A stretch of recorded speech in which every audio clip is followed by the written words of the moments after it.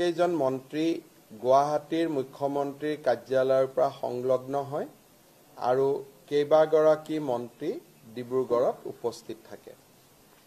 আজিৰ কেবিনেটে প্ৰধানমন্ত্ৰী নৰেন্দ্ৰ মোদী ডাঙৰীয়াক ধন্যবাদ জনায় যে যোৱাকালি ভাৰত চৰকাৰে নামৰূপত 12.7 লাখ মেট্ৰিক টন ক্ষমতাৰে ইউৰিয়া আৰু এমোনিয়া প্লান্ট এটা নিৰ্মাণৰ বাবে অনুমোদন জনায় আৰু এই গোটেই প্ৰকল্পটোৰ বাবে 10,601 কোটি টকা ধাৰ্য কৰে। মই বিনম্ৰতাৰে সৈতে ৰাইজক জনাব বিচাৰিম যে এই নামৰূপৰ ইউৰিয়া প্লান্ট বা এমোনিয়া প্লান্ট নিৰ্মাণৰ ক্ষেত্ৰত প্ৰধানমন্ত্ৰী নৰেন্দ্ৰ মোদী ডাঙৰীয়াই কেন্দ্ৰীয় বাজেট আৰু এডভান্টেজ আসাম 2.0 ঘোষণা কৰিছিল আৰু এডভান্টেজ অসম কাৰ্যসূচীত যোগদান কৰি গৈয়েই প্ৰধানমন্ত্ৰী ডাঙৰীয়াই প্ৰথম সুযোগতে এই বিশেষ প্ৰকল্পটো কেন্দ্ৰীয় কেবিনেটৰ দ্বাৰা অনুমোদিত কৰোৱাই। আপোনালোক সকলোৱে জানে যে এই প্ৰকল্পটোত ভাৰত চৰকাৰৰ 60% অংশীদাৰিত্ব থাকিব আৰু অসম চৰকাৰে এই প্ৰকল্পটোত 40% অংশীদাৰিত্ব ল'ব। আৰু যদি ইণ্ডিভিজুৱেল এণ্টিটি হিচাপে চাব যাওঁ, ভাৰত চৰকাৰৰ 4টা সংস্থাই ইয়াত নিজৰ নিজৰ অংশীদাৰিত্ব ল'ব।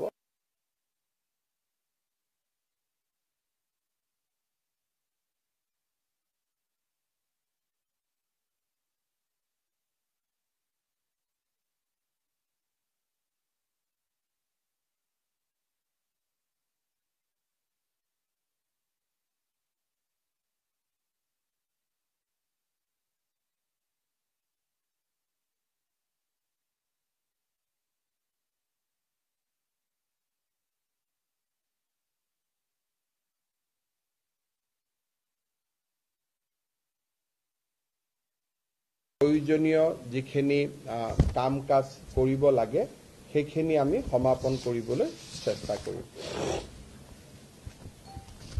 আজিৰ কেবিনেটে আমাৰ মৰাণ জনগোষ্ঠীৰ বাবে এটা গুৰুত্বপূৰ্ণ সিদ্ধান্ত গ্ৰহণ কৰে।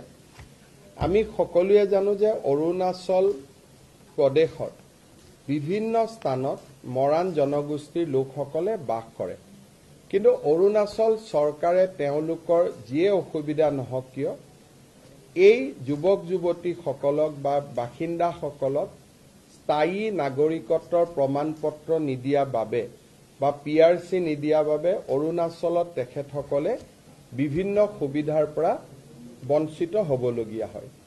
বিষয়টোৰ সম্পৰ্কত অৰুণাচলৰ মুখ্যমন্ত্ৰীৰ লগত মই যোগাযোগত আছো, কিন্তু যেতিয়ালৈকে অৰুণাচলত এই সমস্যাটো সমাধান নহয়, অৰুণাচলত বাস কৰি থকা মৰাণ জনগোষ্ঠীৰ লোকসকলক আমি অসমৰ PRC দিবলৈ সিদ্ধান্ত গ্ৰহণ কৰিছো। ইয়াৰ ফলত তেখেতসকলে অসমৰ চাকৰিৰ বাবেও নিজক চাকৰিত তেওঁলোকে প্ৰাৰ্থিত্ব দিব পাৰিব।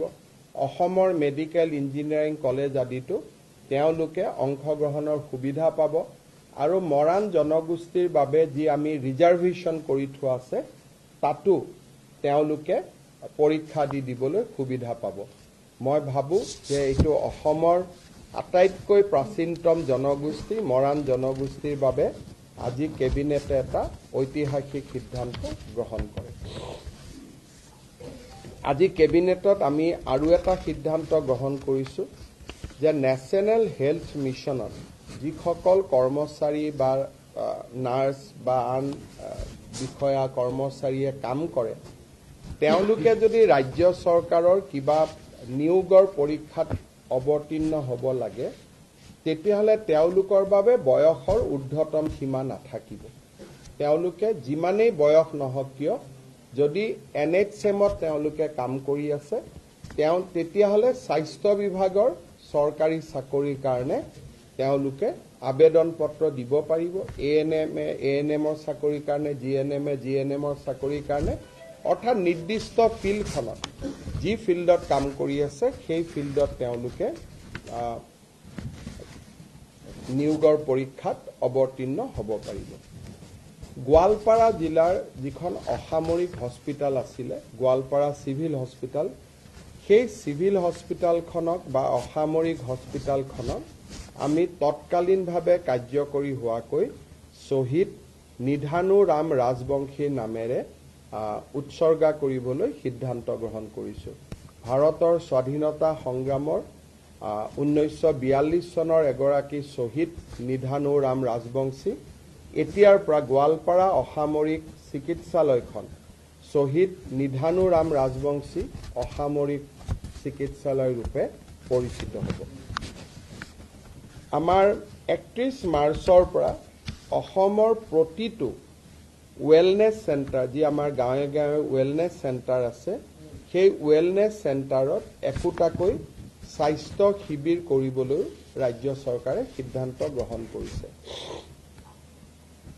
স্কুলসমূহৰ এমালগেমেশ্যনৰ কাৰণে পৰিত্যক্ত বিদ্যালয়সমূহক যিকোনো চৰকাৰী কামত যাতে আমি ব্যৱহাৰ কৰিব পাৰোঁ তাৰ বাবে বহু দিনৰ পৰা এটা চিন্তা চৰ্চা চলি আছিল আজি কেবিনেটে সিদ্ধান্ত লয় যে যেতিয়া কোনোবা স্কুল এমালগেমেটেড হৈ যাব তেতিয়াহ'লে সেই মাটি তৎকালীনভাৱে জিলা আয়ুক্তৰ হাতলৈ গুচি যাব শিক্ষা বিভাগৰ পৰা জিলা আয়ুক্তলৈ যাব চৰকাৰী কাম কাজত জিলা আয়ুক্তই তাক আবণ্টন কৰিব পাৰিব অনা চৰকাৰী কাম কাজৰ বাবে বা এনজিঅ আদিৰ বাবে যদি আবেদন হয় চৰকাৰৰ অনুমোদন লৈ জিলা আয়ুক্তই এনে খালি হৈ থকা বিদ্যালয়সমূহ আবণ্টন কৰিব পাৰিব আজি কেবিনেটত এইটো এটা গুৰুত্বপূৰ্ণ সিদ্ধান্ত লোৱা হয় প্ৰাগজ্যোতিষপুৰ ইউনিভাৰ্চিটি আৰু আমাৰ আউনীআটী বিশ্ববিদ্যালয়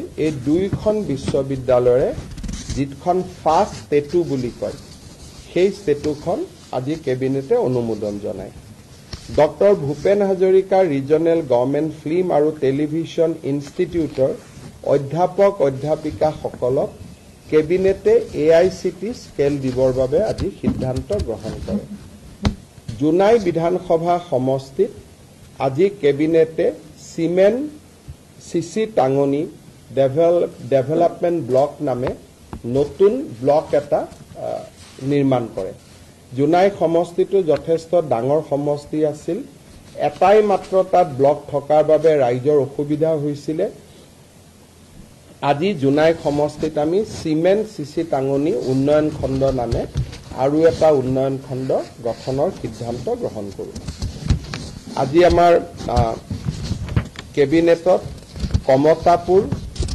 মৰাণ আৰু মটক অট'নমাছ কাউন্সিলৰ তিনিওখন বিল সংশোধন কৰাৰ বাবে সিদ্ধান্ত গ্ৰহণ কৰা হয় এই সিদ্ধান্তৰ ফলত কমতাপুৰ পৰিষদত কোচ ৰাজবংশীৰ উপৰিও ST SC OBC আৰু MOBC থকা গাঁওসমূহো সন্নিৱিষ্ট হ'ব মৰাণ আৰু মটক কাউন্সিল দুখনতো সেই ধৰণে আমি এমেণ্ডমেণ্ট আনিছো যে যদি কৰবাত 50% কম মৰাণ মটক জনগোষ্ঠীৰ লোক থাকে তেওঁলোকো অট'নমাছ কাউন্সিলত সোমাব পাৰে তাৰ ব্যৱস্থা আজি আমি কৰিছো কিন্তু এইখিনি পাৰ্ট ভিলেজ হিচাপে হ'ব অন্যান্য জনগোষ্ঠী কাউন্সিলত নোসোমাই মৰাণত মৰাণ মটকত মটক এই ধৰণে আমি ব্যৱস্থা কৰিছো আজি কেবিনেটে এটা গুৰুত্বপূৰ্ণ সিদ্ধান্ত লৈছে যে গুৱাহাটী ডিব্ৰুগড় আৰু শিলচৰত দোকান পোহাৰ এতিয়া 24 ঘণ্টা খোলা ৰাখিব পাৰিব আৰু সাপ্তাহিক এটা যি বন্ধৰ কথা আছিল এতিয়াৰ পৰা সাপ্তাহিক বন্ধটো নাথাকিব চৰকাৰী নিয়মত নাথাকিব কোনোবাই বন্ধ কৰিব খুজিলে কোনো আপত্তি নাই ডিব্ৰুগড় গুৱাহাটী আৰু শিলচৰ পৌৰ নিগম মিউনিচিপালিটি কিন্তু বাকি টাউনসমূহতো যাক এই গুৱাহাটী ডিব্ৰুগড় শিলচৰ মিউনিচিপালিটি কৰ্পোৰেশ্যন কিন্তু বাকি টাউনসমূহতো ৰাতি 2টা বজা পৰ্যন্ত দোকান পোহাৰ খোলা ৰাখিব পাৰিব গ্ৰাম্যাঞ্চলত ৰাতি 11 বজালৈকে দোকান পোহাৰ খোলা ৰাখিব পাৰিব, যাতে আমাৰ ক্ষুদ্ৰ ব্যৱসায়ীসকলৰ উপাৰ্জন বৃদ্ধি হয়। তাৰ বাবে আমি এই ব্যৱস্থাটো গ্ৰহণ কৰিছোঁ। কিন্তু শ্ৰমিকক বছৰত সপ্তাহত 48 ঘণ্টাতকৈ বেছি কাম কৰাব নোৱাৰিব, একেটা ষ্ট্ৰেচত 9 ঘণ্টাতকৈ বেছি কাম কৰাব নোৱাৰিব। আৰু শ্ৰমিকক মই 24 ঘণ্টা দোকান খোলা ৰাখিলোঁ, তাৰমানে শ্ৰমিকৰ 3টা শিফ্ট কৰিব লাগিব। তাৰমানে শ্ৰমিকসকলক কষ্টত দি পেলাই এইটো সুবিধা নহয়। ইয়াৰ ফলত এমপ্লয়মেণ্ট যাতে বৃদ্ধি হয়। 9 আৱাৰ্ছৰ কাৰণে যদি দোকানখনে 2টা এমপ্লয়ী ৰাখিছিল, এতিয়া 24 ঘণ্টাৰ কাৰণে তেওঁ 2টা 3টা শিফ্টত আৰু 4জন বেছিকৈ এমপ্লয়ী ল'ব, যাতে আমাৰ অসমত নিয়োগৰ সুবিধা হ'ব পাৰে, ব্যৱসায় বাণিজ্য ভাল হ'ব পাৰে বিহুৰ বতৰৰ আগত, পূজাৰ বতৰৰ আগত। তাৰ বাবে আমি এই সিদ্ধান্ত গ্ৰহণ কৰিছোঁ আৰু মই ভাবোঁ যে এই সিদ্ধান্তই আমাৰ অসমৰ ব্যৱসায়ী মহলত যথেষ্ট সহায় কৰিব। আমাৰ অসমৰ কামৰূপ আৰু বঙাইগাঁও জিলাত 2খন PRF আছিল। PRF মানে প্ৰপ'জ ৰিজাৰ্ভ ফৰেষ্ট। এখনৰ নাম চৰাইবাহা, এখনৰ নাম খোৰাগাঁও। এই 2খনকে আমি ৰিজাৰ্ভ ফৰেষ্টলৈকে আজি কনভাৰ্ট কৰিছোঁ। তাৰ ফলত অসমত বনাঞ্চলৰ মাটিকালি বৃদ্ধি হ'ব। এই 2খন প্ৰপ'জ ৰিজাৰ্ভ ফৰেষ্ট হোৱাৰ বাবে আমাৰ ৰিজাৰ্ভ ফৰেষ্টৰ মাটিকালি 700 হেক্টৰ বৃদ্ধি পাব। আজি আমাৰ কেবিনেটত আৰু এটা সিদ্ধান্ত গ্ৰহণ কৰা হয়। ডেভেলপমেণ্ট কাউন্সিলসমূহে কেতিয়াবা নিজৰ বাজেট নাথাকিলেও অতিৰিক্তকৈ কিছুমান অৰ্ডাৰ আদি দিয়া দেখা যায়। কিছুদিন আগতে তেনেকৈ সোণোৱাল কছাৰী কাউন্সিলত খেলি মেলি হৈছিলে, আমৰি কাৰ্বিত খেলি মেলি হৈছিল। কাউন্সিলে নিজৰ বাজেটতকৈ বেছি ধনৰ কোনো ঠিকা দিব নোৱাৰিব বুলি আজি কেবিনেটে নিজৰ বিধিখন সংশোধনী কৰে। চাহ বাগিচা অঞ্চলত ৰাস্তা বনাবৰ বাবে কেবিনেটে আজি 262 কোটি টকা অনুমোদন জনায়। আজিৰ কেবিনেটত আমি আৰু এটা সিদ্ধান্ত গ্ৰহণ কৰোঁ। আপোনালোকে জানে যে দীৰ্ঘদিন ধৰি অসমৰ প্ৰাথমিক বিদ্যালয় শিক্ষক সংস্থা আৰু আনসকলে এটা দাবী কৰি আহিছিল যে প্ৰধান শিক্ষকৰ পদ প্ৰাথমিক বিদ্যালয়বিলাকত হ'ব লাগে। ইতিমধ্যে আমি এইটো সিদ্ধান্ত লৈছিলোঁ যে য'ত 150 ছাত্ৰ ছাত্ৰী আছে তাতে প্ৰধান শিক্ষক পদ আমি সৃষ্টি কৰিম। তাৰ পিছত আমি সিদ্ধান্ত ল'লোঁ যে 100 যদি ছাত্ৰ ছাত্ৰী আছে তাতো আমি এটা প্ৰধান শিক্ষকৰ পদ সৃষ্টি কৰিম। এই প্ৰক্ৰিয়া ইতিমধ্যে আৰম্ভ হৈছে। কিন্তু আজি আমি কেবিনেটত এটা খুব ইম্পৰ্টেণ্ট সিদ্ধান্ত লৈছোঁ যে যদি কোনোবা স্কুলত 50 জন ছাত্ৰ ছাত্ৰী আছে, 50 টোটেল যদি ষ্টুডেণ্ট আছে LP স্কুলত, এইটো UP আৰু হাই স্কুলক লৈ এইটো সমস্যা নাই, এইটো অকল LP স্কুলক লৈ সমস্যা আছিলে। যদি 50 জনো ষ্টুডেণ্ট আছে তেতিয়াহ'লে তাত আমি এটা প্ৰধান শিক্ষকৰ পদ সৃষ্টি কৰিম। এই সিদ্ধান্তৰ ফলত বহুদিন ধৰি প্ৰাথমিক শিক্ষক সন্মিলনী বা আন শিক্ষকসকলে কৰি অহা বিভিন্ন তেওঁলোকৰ ক্ষোভ বা প্ৰতিবাদ সামৰণি পৰিব বুলি মই বিশ্বাস কৰোঁ যে এতিয়া 50 জন ছাত্ৰ ছাত্ৰী হ'লেই এজন প্ৰধান শিক্ষকৰ পদ আমি স্কুলত সৃষ্টি কৰিম। আৰু এই প্ৰধান শিক্ষকসকল DDO হ'ব, তেওঁলোকৰ বিত্তীয় আৰু প্ৰশাসনিক ক্ষমতাও থাকিব। এতিয়া মই আপোনালোকৰ এটা বিশেষ ইতিহাসৰ পৃষ্ঠালৈ আপোনালোকৰ ধ্যান আকৰ্ষণ কৰিব খুজিম। অসমৰ প্ৰথমগৰাকী অকংগ্ৰেছী মুখ্যমন্ত্ৰী শ্ৰী গোলাপ বৰবৰাৰ জন্ম শতবাৰ্ষিকী 29 আগষ্ট 2025 পৰা আৰম্ভ হ'ব। অসমৰ ৰাজনীতিত আৰু আমাৰ জাতীয় জীৱনত প্ৰয়াত গোলাপ বৰবৰাৰ এক সাগৰ সমান বৰঙণি আছে। আমি সকলোৱে জানো যে 1968 চনৰ পৰা 1974 চনলৈ তেখেত ৰাজ্যসভাৰ সাংসদ আছিল। জৰুৰী অৱস্থাৰ সময়ত কংগ্ৰেছে তেখেতক কাৰাগাৰত নিক্ষেপ কৰিছিল। 1978 চনৰ 12 মাৰ্চ তাৰিখে অসমৰ 6জন মুখ্যমন্ত্ৰী হিচাপে তেওঁ দায়িত্ব গ্ৰহণ কৰিছিল। তেখেতৰ নেতৃত্বত 10 বিঘা মাটি পৰ্যন্ত খেতিয়কৰ খেতিৰ খাজানা মাফ হৈছিল। 10ম শ্ৰেণী পৰ্যন্ত সকলো বিদ্যালয়ৰ মাচুল মাফ কৰি দিয়া হৈছিল। চিকিৎসালয়ত গভৰ্ণমেণ্ট চিকিৎসালয়ত মাচুল নোহোৱাকৈ ৰোগী চোৱাৰ ব্যৱস্থা তেওঁৰ দিনতে আৰম্ভ হৈছিল।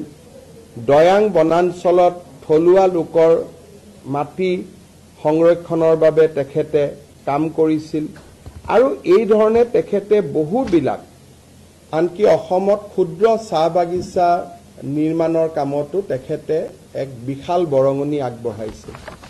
ৰাজ্য চৰকাৰে গোলাপ বৰবৰা ডাঙৰীয়াৰ জন্ম শতবাৰ্ষিকী গাম্ভীৰ্যপূৰ্ণভাৱে এটা বছৰ পালন কৰিবলৈ সিদ্ধান্ত লৈছে।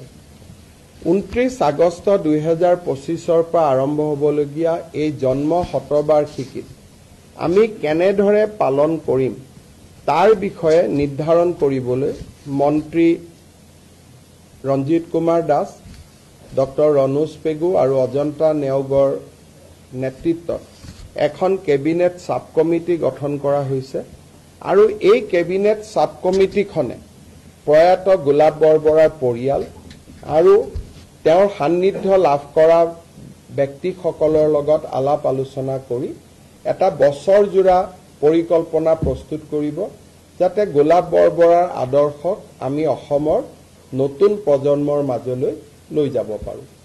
ইয়াৰ উপৰিও এই বছৰটোৰ ভিতৰতে অসমৰ এখন ৰাজ্যিক শিক্ষানুষ্ঠানত বা আন ৰাজ্যিক এটা অনুষ্ঠানত প্ৰয়াত গোলাপ বৰবৰাৰ নামেৰেও নামাঙ্কিত কৰাৰ বাবে আমি সিদ্ধান্ত লৈছো আৰু কেবিনেট সাব কমিটিখনে এই অনুষ্ঠানটো আমাক দেখুৱাই দিব যে এই অনুষ্ঠানটি আপোনালোকে বা কেবিনেটে গোলাপ বৰবৰাৰ নামত নামাঙ্কিত কৰিব পাৰে।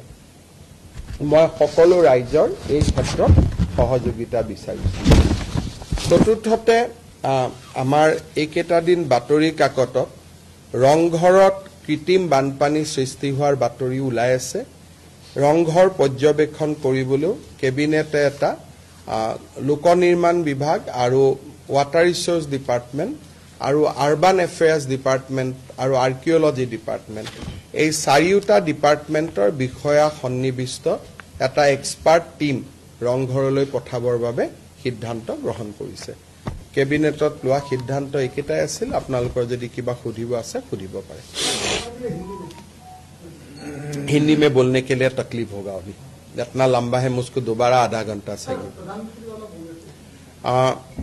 हमारे भारत सरकार की जो बजट थे उस बजट में नामरूप में एक 12 लाख मेट्रिक टन की यूरिया एमोनिया प्लांट बनाने का निर्णय लिया गया था। वही निर्णय को प्रधानमंत्री जी ने हमारे निवेश सम्मेलन में भी दोहराए थे। कल union cabinet under the chairmanship of our beloved prime minister है, उन्होंने ये पूरा प्रकल्प को स्वीकृति दिया। आज हमारे कैबिनेट ने प्रधानमंत्री जी को इसके लिए अपना कृतज्ञता जताया और हमारा आशा है कि प्रधानमंत्री जी अगले बार जब असम में आएगा, खास करके सितंबर अक्टूबर महीना में, उसी समय ये यूरिया एमोनिया प्लांट का शिलान्यास भी जरूर करेगा। हम प्रधानमंत्री